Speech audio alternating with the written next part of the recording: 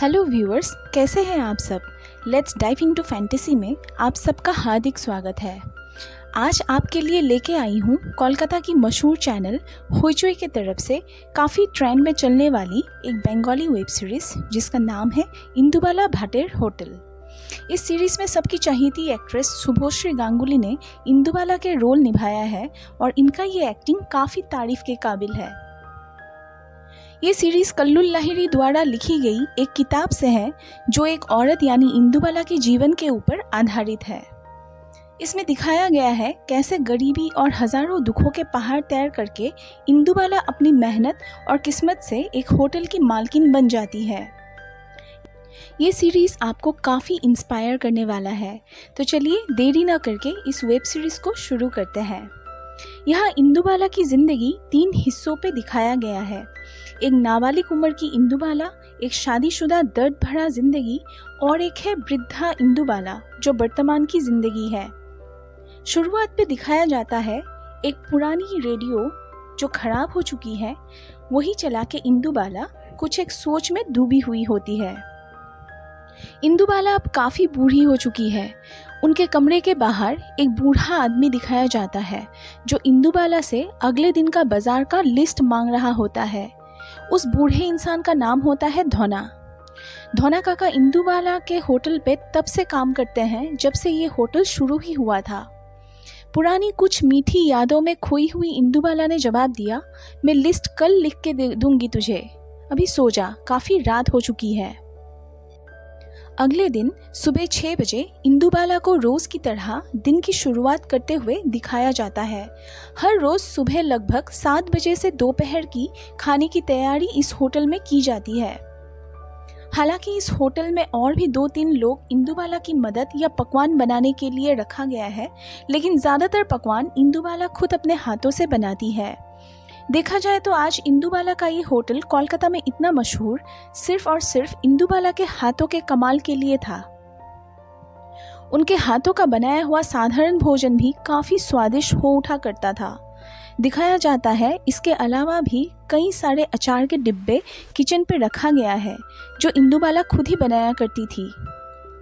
14/2 सेनु मित्रो लैन कोलकाता 70009 पे उपस्थित ये होटल भले ही उतना अत्याधुनिक या आज के ज़माने की रेस्टोरेंट की तरह उतना देखने में मॉडर्न ना हो, लेकिन इस होटल में दोपहर काफ़ी भीड़ लगती है।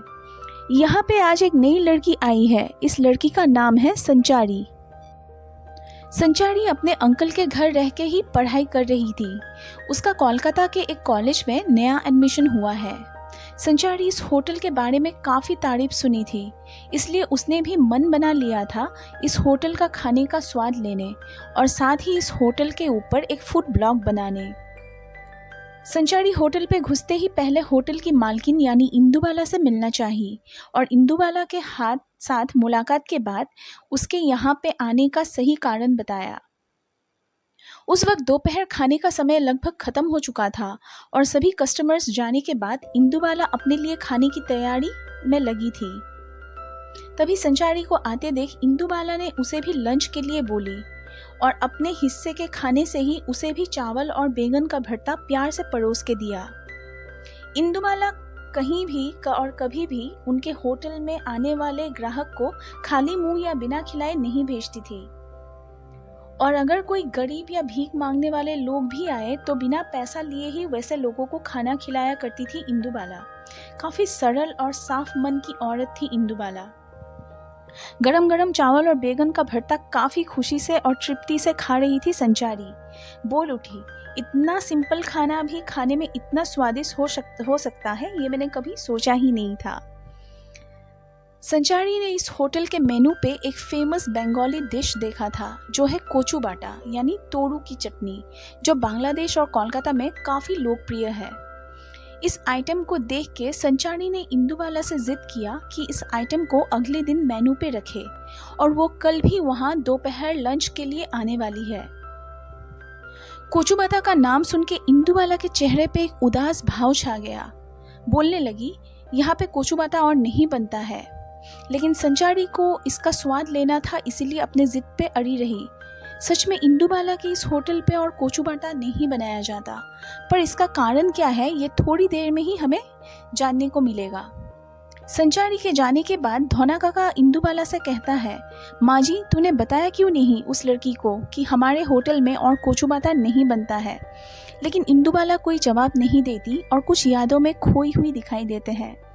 और इसी के साथ सीन शिफ्ट होता है एक पुरानी दिनों में, जब इंदुबाला विधवा हो चुकी कुछ ही दिन हुआ था।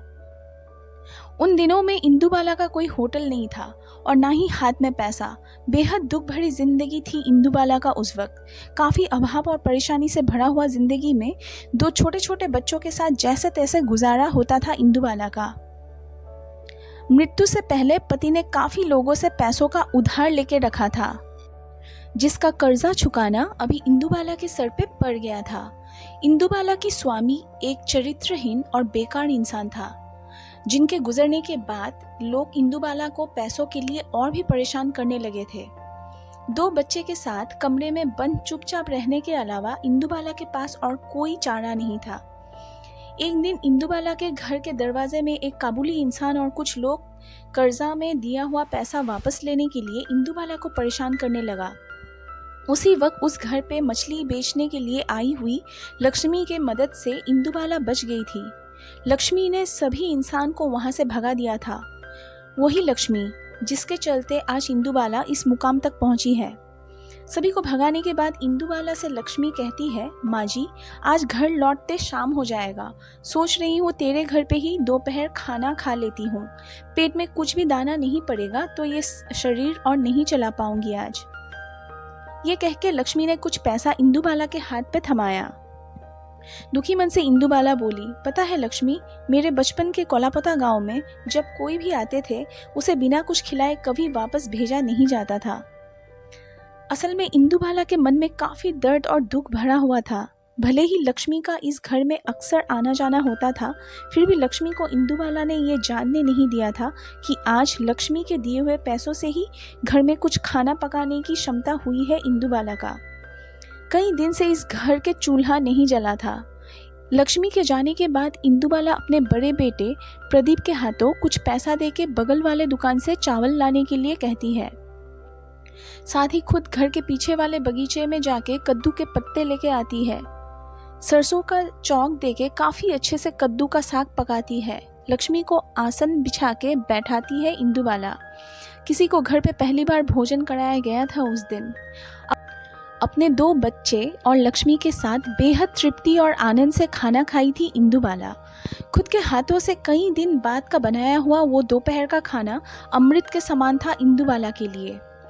खाना पीना होने के बाद इंदुबाला लक्ष्मी को बाकी बचे हुए पैसा वापस करती है, लेकिन लक्ष्मी कहती है, ये पैसे तू रख दे माँ जी, कल भी तेरे यहाँ ही खाना खाऊंगी, रोज रोज तुझे छुट्टा नहीं दे पाऊंगी। और हाँ, कल तेरे यहाँ कुछ और भी लोग दोपहर के खाने के लिए लेके आऊंगी। बस और क्या, इसी से ही शुरुआत होती है इंदुबाला की एक नई पहचान। इंदुबाला के हाथों में जादू था।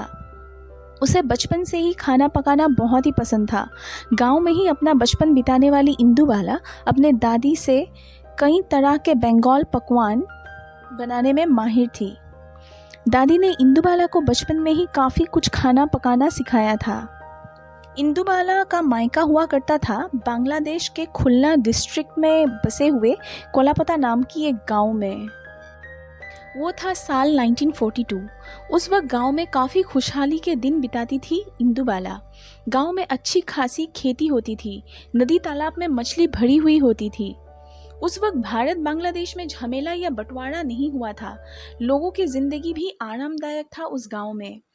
इंदुबाला अपने दादी से सीखी हुई बंगाल खान पकवान और कोलकाता में अपनी सास से सीखी हुई कोलकाता के बंगाली खाना पकाने के जादू से काफ़ी अच्छे से होटल चलाने लगी। सभी लोग इंदुबाला के खाने को काफ़ी तारीफ करते थे। लक्ष्मी के मदद से ही एक एक करके लोग इंदुबाला के इस छोटे से होटल में बढ़ने लगे।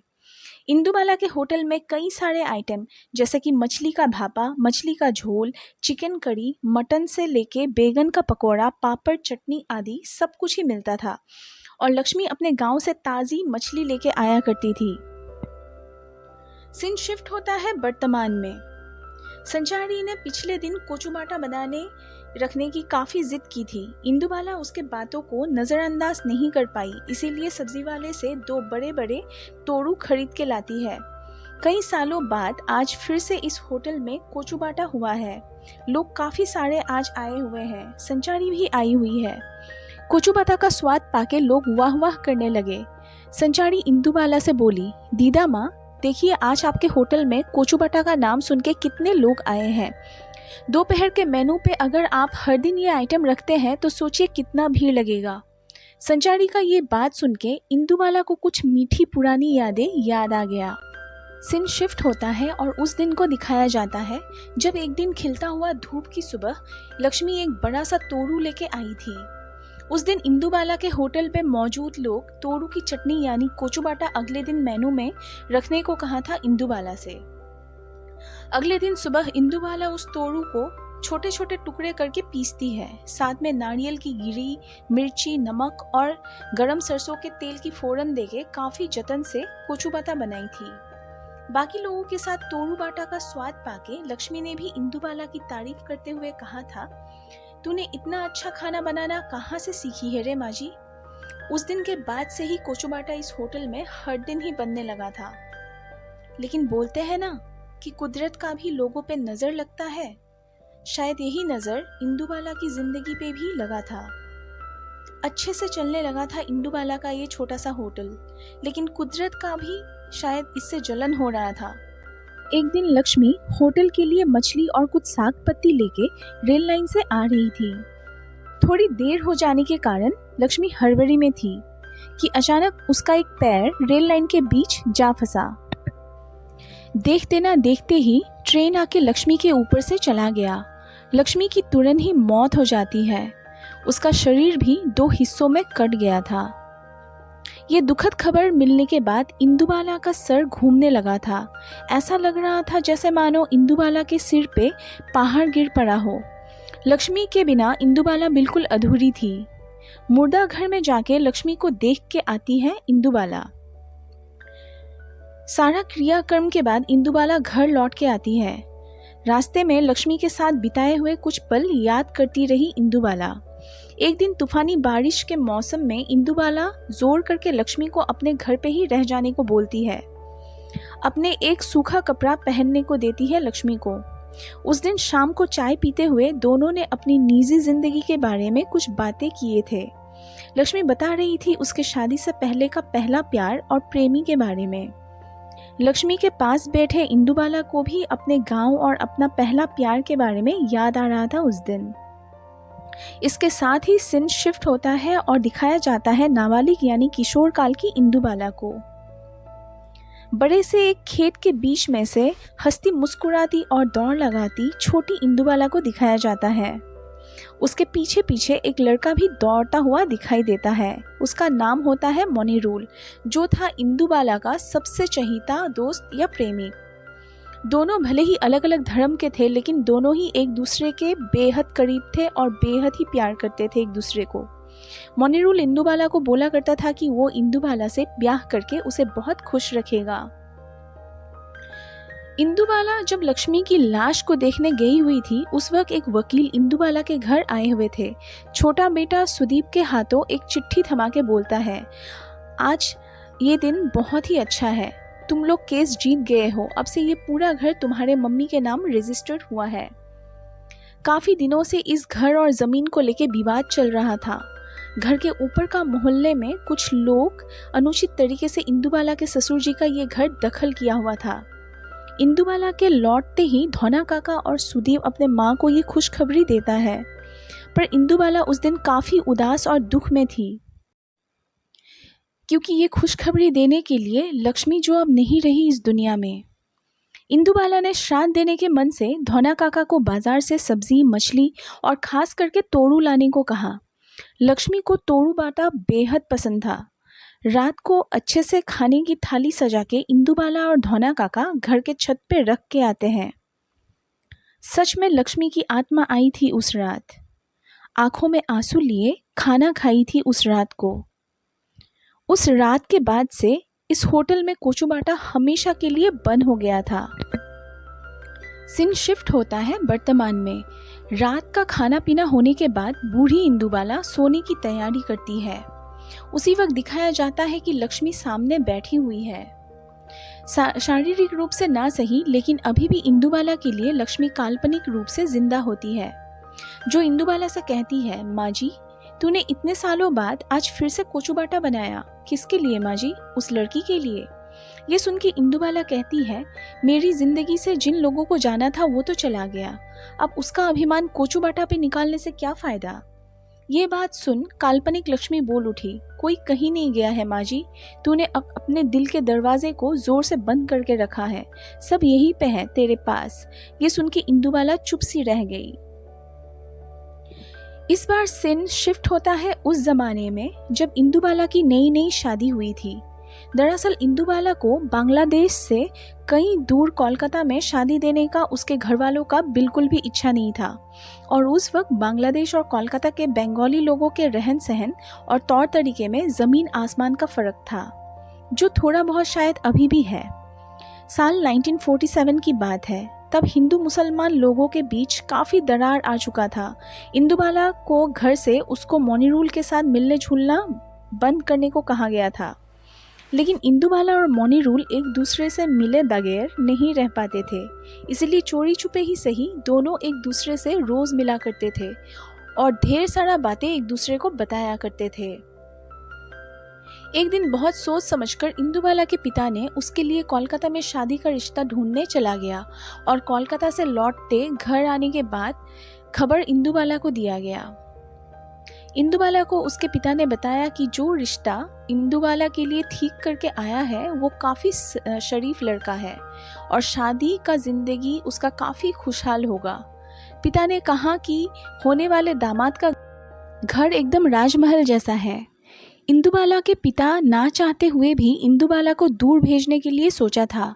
इसका यही कारण था कि अगर बेटी को कोलापता गांव पे या बांग्लादेश पे शादी दिया तो हो सकता है हो रहे विवाद या युद्ध में बेटी की जान खतरे में हो। इंदुबाला रोते हुए इस बात का खबर मोनीरूल को देती है और बोलती रहती है कि मोनीरूल के बिना वो किसी से भी शादी नहीं करेगी। ये खबर सुन मोनीरूल का दिल टुकड़े में बिखर जाता है, लेकिन वो भी मजबूर था। बहुत ही खाली और लाचार सा महसूस कर रहा था मोनीरूल उस वक्त। अपने जान से ज़्यादा प्यारी इंदुबाला के सुरक्षा के लिए ही सोच के मोनीरूल चुप रह जाता है, और देखते ही देखते कुछ ही दिन में इंदुबाला की शादी होके विदा हो जाती है। इधर कोलकाता में आते ही इंदुबाला की होश उड़ जाती है। उसे समझने में देर नहीं लगती कि उसे कैसे घर पे शादी दी गई थी। दारू पी के नशे में धुत रहने वाले पति को देखते ही इंदुबाला घबरा गई थी। उधर इंदुबाला को छोड़ने के लिए आए हुए उसके पिता और भाई के साथ इंदुबाला की सास का अच्छा बर्ताव नहीं था। यहाँ तक कि घर के अंदर भी अपने संबंधी को घुसने नहीं दिया गया था। शादी के रात से ही मानसिक अत्याचार की शिकार हुई थी इंदुबाला। शादी की अगली सुबह शादी के तत्व में घर से भेजी गई मांस मछली और बाकी सामान से काफ़ी अच्छे से पकवान बनाई थी इंदुबाला। फिर भी सास और पति उसका निंदा और मजाक बनाना शुरू कर दिए थे। बात बात पे सास इंदुबाला को ताना मारती थी कि वो एक रिफ्यूजी है, और उसके बंगाल भाषा का भी मजाक उड़ाया जाता था। पति भी खरी कोठी सुनाने में माहिर था अपने बीवी को। एक दिन इंदुबाला को अपने अलमायरा खुला पड़ा हुआ दिखाई देती है। वो तुरंत ही उसे बंद करने जाती है। तभी दिखाई देता है कि लॉकर भी खुला हुआ है और घर में से इंदुबाला को शादी में दिया हुआ वो भारी सा सोने का गहना यानी हार गायब है। पूरे घर पे उस दिन इंदुबाला अपने हार को तलाश करती रही पर कहीं नहीं मिला। दरअसल वो हार इंदुबाला के दारूबाज और बेवड़े पति ने पैसों के लिए बेच दिया था। इंदुबाला की सास ने भी उसे साफ साफ बता दिया था कि इस घर पे कोई मेहमान आने से उसकी कोई खातिरदारी या चाय पानी का व्यवस्था ना किया जाए और इंदुबाला का कोई रिश्तेदार यहाँ ना आए। ये सब सुन इंदुबाला को काफ़ी झटका लगा था, क्योंकि उसके पिता का इस घर के लिए दिया हुआ वर्णन के साथ हकीकत में कोई भी तालमेल नहीं था। खाने पीने का सामान भी उस तरीके से इस घर में नहीं रहता था। एक एक करके शादी पे पाया गया सामान, यहाँ तक कि इंदुबाला के सारे गहने भी उसके दुष्ट पति ने पैसों के लिए बेच दिया था। बिस्तर पर पड़े पड़े अकेले रोने के अलावा बेचारी इंदुबाला के पास उस वक्त कोई भी चारा नहीं था। उसे बहुत ही याद आ रहा था अपने गांव और खास करके मोनीरूल। मोनीरूल को तो इंदुबाला की इस हालत का कोई अंदाज़ा ही नहीं था। इधर सुबह से लेकर रात तक इंदुबाला के पति बाहर रहता था और देर रात को नशे में धुत होकर घर लौटता था। उसे अपने घर परिवार के लिए कोई भी चिंता या लगाव नहीं था। एक दिन इंदुबाला के पास उसके पिता का एक चिट्ठी आती है जिसमें लिखा रहता है कि इंदुबाला के पिता का अचानक तबीयत काफ़ी ख़राब हो गया है और वो आखिरी बार के लिए अपने बेटी को देखना चाहता है। इंदुबाला ये खत लेके अपने सास और पति के पास जाती है और अपने गांव जाने की अनुमति मांगती है, पर उसका सास और पति दोनों ही उसे गांव जाने से साफ साफ मना कर देते हैं। कुछ ही दिन में इंदुबाला के पिता का देहांत हो जाता है, पर फिर भी बेचारी इंदुबाला को उसके पिता का अंतिम संस्कार तक करने की मौका नहीं मिलता। पिता के देहांत का खबर पाके इंदुबाला बहुत रोती है और दुख में अपना पासपोर्ट रसोई के आग में जला देती है। ऐसे ही कुछ साल बीतने के बाद इंदुबाला 2 बच्चों को जन्म देती है। बड़े बेटे का नाम प्रदीप और छोटे बेटे का नाम सुदीप था। तब तक इंदुबाला की सास गुजर चुकी थी। दोनों बेटे ही अपने पिता रतन यानी इंदुबाला के पति के गंदे हरकतों से और चरित्र से अनजान था। इंदुबाला अपने दोनों बच्चे से उनके पिता के असली पहचान छुपाया करती थी। दोनों बच्चे अपने माँ से अक्सर पूछा करते थे, माँ, पिताजी हमें कितना प्यार करते हैं, और जवाब में इंदुबाला ये कहती थी कि उन दोनों के पिता एक शरीफ और नेक दिल के इंसान हैं जो सारा दिन उन्हें पालने पोसने के लिए काफ़ी मेहनत करता है। लेकिन एक रात दारू पी के नशे में धुत होकर इंदुबाला के पति घर आते हैं। उस वक्त इंदुबाला अपने बच्चों को खिला पिला के सुलाने की तैयारी कर ही रही थी कि अचानक पिता दोनों बच्चे के ऊपर मारपीट करना शुरू कर देता है। यहाँ तक कि छोटे बेटे सुदीप को पानी के कुएं में धकेल के फेंकने की कोशिश करता है। इंदुबाला जैसे तैसे अपने बेटे को बचाती है। उस रात इंदुबाला को नींद नहीं आती। वो बाहर आके उस कुएं में कूद के अपनी जान देना चाहती थी, पर दोनों बेटे के बारे में सोच के ही वैसा करने से पीछे हट गई थी उस रात। कुछ दिन बाद एक बारिश के रात में एक आदमी आके इंदुबाला के गेट खटखटाते हैं और इंदुबाला से ये कहता है कि उसके पति निशिथोपल्ली नाम का एक जगह पे बीमार पड़ा हुआ है। उस जगह पे कोई भी डॉक्टर या नर्स नहीं जाता है, इसीलिए इंदुबाला को ही अपने पति को घर लेके आने को कहता है। इंदुबाला काफ़ी घबराई हुई थी। उसने कभी उस जगह का नाम तक नहीं सुना था। मन में भय और चिंता लेके उस इंसान के साथ रिक्शा में चढ़ के अपने पति के पास आती है। कमरे में घुसते ही देखती है एक औरत पति के पास बैठी हुई थी। स्वामी रतन का उस औरत के साथ काफ़ी सालों से नाजायज संबंध था। वहाँ पे ही इंदुबाला की पति का मौत हो जाता है। रतन के लाश को घर लाया जाता है। ऐसे में हम देखते हैं कि एक औरत गेट के बाहर खड़ी रहती है। ये वही औरत होती है जिसे इंदुबाला ने अपने पति के पास बैठी हुई देखी थी। लक्ष्मी उसे भगाती है, पर इंदुबाला उसे अंदर आने के लिए बोलती है। उस औरत को अपने साड़ी के पल्लू को अपने उंगली के बीच लपेट के घुमाते हुए दिखाया जाता है। सीन शिफ्ट होता है और वर्तमान का समय दिखाया जाता है। प्रदीप और सुदीप अभी शादीशुदा आदमी हैं। प्रदीप लंदन में अपने बीवी और 2 बच्चों के साथ रहता है। सुदीप और उसकी बीवी दोनों ही कोलकाता में जॉब करते हैं। बड़े बेटे प्रदीप अपनी माँ से वीडियो कॉल के जरिए खबर लेता रहता है, लेकिन देख के जितना अनुभव होता है, इंदुबाला को अपने दोनों बेटों से उतना पहले जैसा लगाव नहीं रहा। छोटा बेटा सुदीप के साथ भी माँ का अभी उतना नहीं बनता है। एक दिन सुबह अचानक छोटा बेटा सुदीप आता है अपने माँ से मिलने। माँ इंदुबाला उसे चाय बना के पिलाती है और उसका हाल चाल पूछती है। इसमें सुदीप बताता है कि वो अपनी माँ के साथ होटल के काम पे हाथ बटाना चाहता है, पर उतना खुले भाव से अपनी माँ को अपने अंदर रहे हर एक बात बता नहीं पाता। सुदीप बोलता है, माँ, तुम्हारा ये होटल का हालत ज़रा देखो, हर जगह तेल मसाले के दाग छीटा हुआ है। दीवार का रंग भी उठा हुआ है। इस दीवार को नया पेंट करके और साथ ही ऑनलाइन डिलीवरी का व्यवस्था अगर किया जाए तो और भी अच्छा चलेगा ये होटल। ये सुन इंदुबाला बोलती है, इसकी कोई ज़रूरत नहीं, ये होटल इंदुबाला के हाथों से ही प्रसिद्ध है, इतना खर्चा करने की कोई मतलब नहीं बनता। माँ की ये बात सुन के अचानक खाने के बीच ही सुदीप उठ के चला गया। माँ को एक आवाज़ भी नहीं लगाया जाने से पहले। सीन शिफ्ट होती है एक पुरानी दिन में, जहाँ लक्ष्मी और इंदुबाला अपने छोटे बेटे सुदीप के साथ एक मूवी देखने गए हुए थे। उस मूवी का कुछ सीन देख के इंदुबाला को अपने गांव के और मोनीरूल के साथ बिताए हुए कुछ पल याद आ रहा था। उसी वक्त अचानक कुछ लोग आके सिनेमा हॉल में हल्ला करता है और बम फोड़ता है। उस दिन लक्ष्मी और इंदुबाला अपने बच्चों को लेके जैसे तैसे भागते हुए घर पहुंचे थे। अगले दिन सुबह एक चिट्ठी आती है इंदुबाला के नाम पे। वो चिट्ठी मोनीरूल ने भेजा था। उसमें मोनीरूल ने लिखा था कि बांग्लादेश और भारत के बीच अभी काफ़ी खराब परिस्थिति है।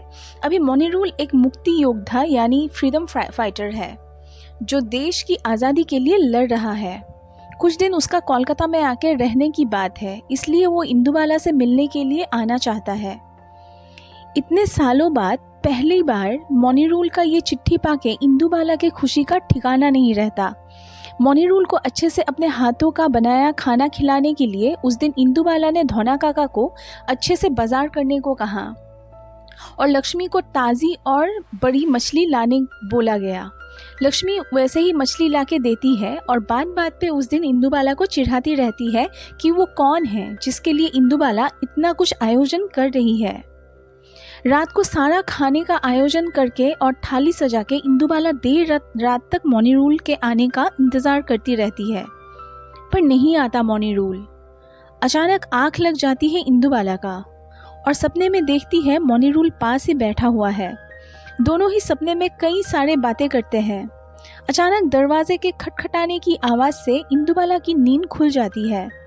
मोनीरूल आया है सोच के हड़बड़ी में इंदुबाला दरवाज़ा खोलती है, लेकिन मोनीरूल की जगह एक अजनबी युवक दिखाई देता है जिसे देख इंदुबाला हैरान रह जाती है। वो लड़का इंदुबाला से हाथ जोड़ के कहता है, दीदी मैं एक फ्रीडम फाइटर हूँ, 3 दिन से कुछ भी नहीं खाया, आपके होटल में इस वक्त कोई खाना मिलेगा? उस लड़के का नाम था आलोक। ये सुन इंदुबाला उसे अंदर ले आती है और मोनीरूल के लिए रखा गया थाला आलोक को परोस देती है। इतने सारे पकवान देख आलोक हैरान रह जाता है और खुशी से खाने लगता है। खाने के बाद इंदुबाला से फिर आने का वादा करके आलोक वहाँ से चला जाता है। आलोक भी बांग्लादेश का कोलापता गांव का ही एक लड़का था। आलोक को पाके इंदुबाला को ऐसा महसूस हो रहा था जैसे खुद का कोई सगा भाई हो, जैसे कई साल बाद कोई अपना मिला था। सीन शिफ्ट होता है एक पुराने वक्त में, जहां दिखाया जाता है इंदुबाला अपने पहले बच्चे के साथ गर्भवती है। इंदुबाला के भाई ने कोलकाता आने का चिट्ठी भेजा था, लेकिन वो चिट्ठी इंदुबाला के पति ने छुपा दिया था। इंदुबाला को इसकी कोई भनक नहीं थी। अचानक इंदुबाला का भाई आता है अपने दीदी से मिलने। अपने लाडले भाई को इंदुबाला ने शादी के बाद और कभी नहीं देखा था। वो छोटा सा भाई अभी एक नौजवान हो चुका था। अपने भाई को देख के इंदुबाला भावुक हो जाती है और गले लगा लेती है। वो समय इंदुबाला के जीवन का काफ़ी कठिन समय था। भाई को खिलाने के लिए भी घर पे कुछ नहीं था। रात काफ़ी देर तक दोनों बैठ के बातें करते हैं और भाई अपने गांव का हालचाल बताता है और अपने दीदी से पूछता है कि दीदी तू गांव कब आएगी? पिताजी ने तुझे मिलने के लिए काफ़ी इंतज़ार किया और माँ भी घर पे अकेली बैठी तुझे बहुत याद करती है। भाई के कंधे पे सर रख रोते हुए इंदुबाला बोलती है कि शायद उसका और गांव में जाना कभी नहीं होगा। उधर रसोई घर में आके इंदुबाला की सास उसे आके कहती है कि भाई के लिए कुछ भी खाने का इंतज़ाम ना करे और जितना जल्दी हो सके गांव भेज दे। मजबूर होके इंदुबाला अपने लिए रखा हुआ सादा चावल ही भाई को परोसती है। उधर रात के वक्त पति रतन अपने कमरे से इंदुबाला के भाई को बहुत ही खड़ी खोटी सुनाते हुए अपमान करता है। अपमान सहन ना कर पाके उस रात ही भाई वहाँ से चला जाता है। और भूखी प्यासी गर्भवती इंदुबाला माँ के हाथों भेजा हुआ मालपुआ से ही उस रात पेट भरती है। आलोक के जाने के बाद अगले दिन सुबह मोनीरूल का चिट्ठी आता है जिसमें लिखा रहता है कि इस बार गांव का परिस्थिति और माहौल काफ़ी ख़राब है। इस बार सामना सामनी युद्ध होगा, इसीलिए मोनीरूल को कोलकाता छोड़ के वापस गांव जाना पड़ा। फिर से एक दिन कोलकाता आके इस बार इंदुबाला से मिलने का वादा करता है। चिट्ठी पढ़ के इंदुबाला बेहद उदास हो जाती है। उधर आलोक कुछ दिन से इंदुबाला के घर पे ही खाना खाते हैं। आलोक भी इंदुबाला को अपने दीदी जैसा मानने लगा था। कुछ दिन से अचानक आलोक गायब हो गया।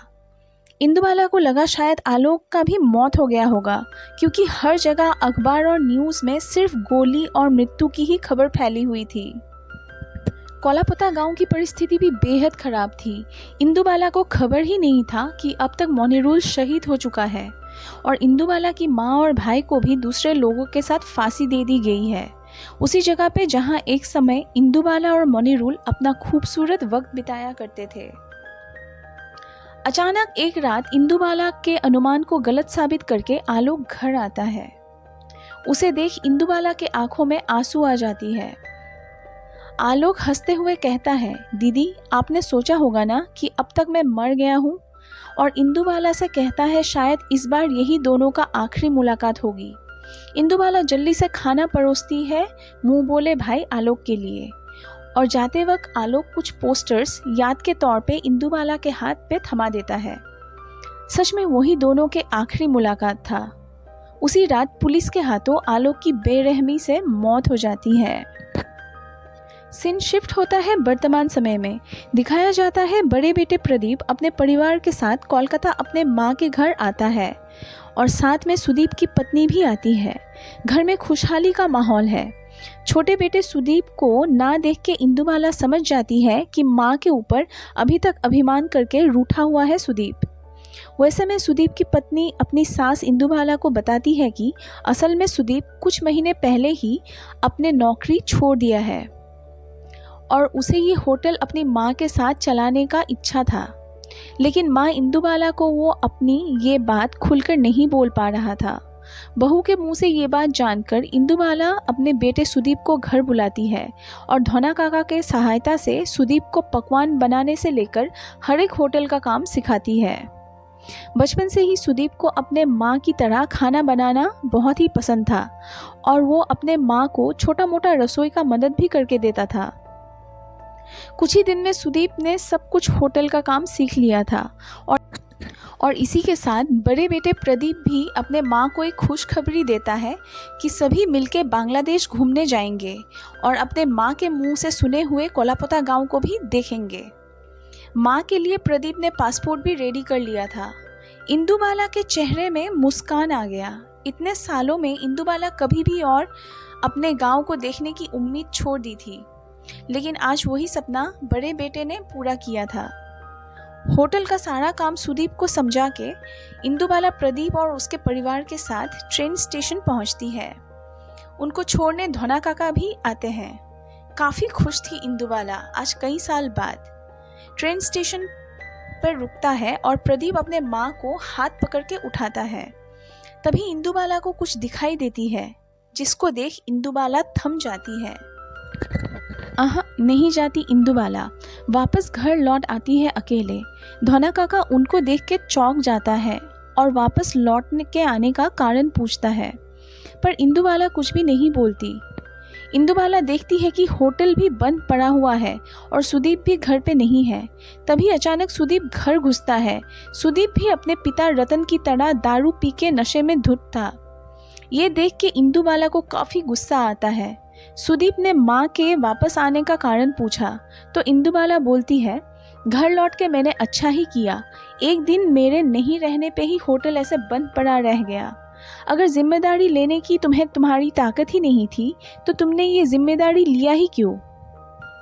सुदीप अचानक भावुक हो गया और अपने माँ का हाथ पकड़ के रोते हुए कहा, सही बोल रहे हो माँ, मैंने सोचा था शायद तुम्हारा ये होटल मैं अच्छे से चला पाऊंगा, लेकिन मैं तो तुम्हारे बेटे कहलाने लायक ही नहीं हूँ और कोशिश करके भी शायद इस होटल को चलाने लायक नहीं बन पाऊंगा। मैंने खुद को गलत समझा था। मैं चाह के भी तुम्हारा बेटा नहीं बन पाया। थोड़ी देर चुप होके फिर से माँ को बताया, पता है माँ, तुम्हारे पास तो अपने बचपन का और गांव का काफ़ी खूबसूरत यादें हैं, पर मेरे पास तो खराब बचपन छोड़ के और कुछ भी नहीं है। अगर अच्छा कुछ था याद में तो एक माँ थी, पर ये होटल बनने के बाद हमने उन्हें भी खो दिया। इंदुबाला को अपने बेटे का बात सुन के ये एहसास होता है कि इतने दिन से और सालों से होटल के काम पे दिन रात व्यस्त रहते रहते दोनों बेटे के तरफ इंदुबाला का उतना ध्यान नहीं रहता था और ना ही अपने बेटे के साथ वक्त बिता पाती थी। सुदीप का अभिमान और जिद के पीछे यही कारण था। अगले दिन सुबह का दृश्य दिखाया जाता है जिसमें इंदुबाला रोज की तरह सुबह नहा धोके माँ लक्ष्मी को पूजा कर रही है और चावल अर्पण करती है। होटल का खाना पीना की तैयारी कर रही इंदुबाला के सामने अचानक लक्ष्मी आके खड़ी हुई और पूछती है, माँ जी सच बता तो तू अपना गांव क्यों नहीं गई? इंदुबाला बोलती है, पता है लक्ष्मी, अपने ही गांव में टूरिस्ट बन के इतने साल बाद जाने में अजीब सी महसूस हो रहा था और जैसे ही मैं ट्रेन पे उठने लगी तभी मुझे एक छोटी सी नई दुल्हन बांग्लादेश से कोलकाता पहुंचती दिखाई दिया। तू ही बता लक्ष्मी, उस छोटी सी इंदुबाला को अकेले छोड़ के मैं घूमने कैसे जाती? और इसी के साथ ये खूबसूरत वेब सीरीज यहीं पे समाप्त होती है। सच में कल्लुल लाहिरी का लिखा हुआ ये कहानी ऐसा लग रहा था मान लो एक एक चरित्र ही सच हो। आपको ये सीरीज़ कैसी लगी कमेंट करके ज़रूर बताइएगा और अच्छा लगा तो ज़रूर एक लाइक कर दीजिएगा। जल्द ही एक नई मूवी के साथ फिर से हाजिर होंगे। इसी के साथ अब तक के लिए बाय बाय। आप सभी खुश रहें और सलामत रहें।